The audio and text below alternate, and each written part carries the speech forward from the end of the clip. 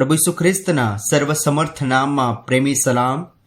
પવિત્ર બાઇબલમાં યોહાને લખેલી સુવાર્તા 13મો અધ્યાય 6મા અને 7મા વચનમાં આપણે વાંચીએ છીએ કે એ પ્રમાણે તે સિમોન પીતરની પાસે આવે છે. તે તેને કહે છે કે, પ્રભુ, શું તું મારા પગ ધુએ છે? ઈસુએ ઉત્તર આપ્યો કે, હું જે કરું છું તે તું હમણાં જાણતો નથી, પણ હવે પછી તું સમજશે. પીતર એ જ શિષ્ય હતો જેણે પ્રભુ વિશે કહ્યું હતું કે તું મસીહ જીવતા દેવનો દીકરો છે.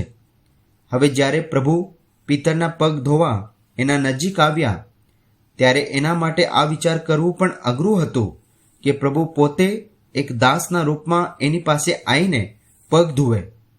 એ તરત પ્રભુને ના પાડે છે, પણ પ્રભુ જે શિષ્યોના પગ ધોવા માંગતા હતા એનો આત્મિક અર્થ નથી સમજી શક્યો.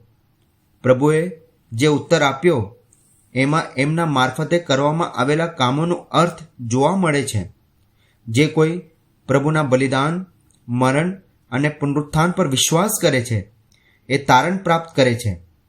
એ પ્રભુના સંગતમાં રહે છે. પગને ધોવું એ એક પવિત્રકરણનું એક દ્રશ્ય છે. જે પ્રભુનો છે એ જ પ્રભુ માટે પવિત્ર હોય છે, અને જેને વિશ્વાસ નથી કર્યો એ તો દોષી છે. આ વચનો સમજીને પ્રભુ પર વિશ્વાસ કરવા દેવ આપણને સહાય કરે. આભાર.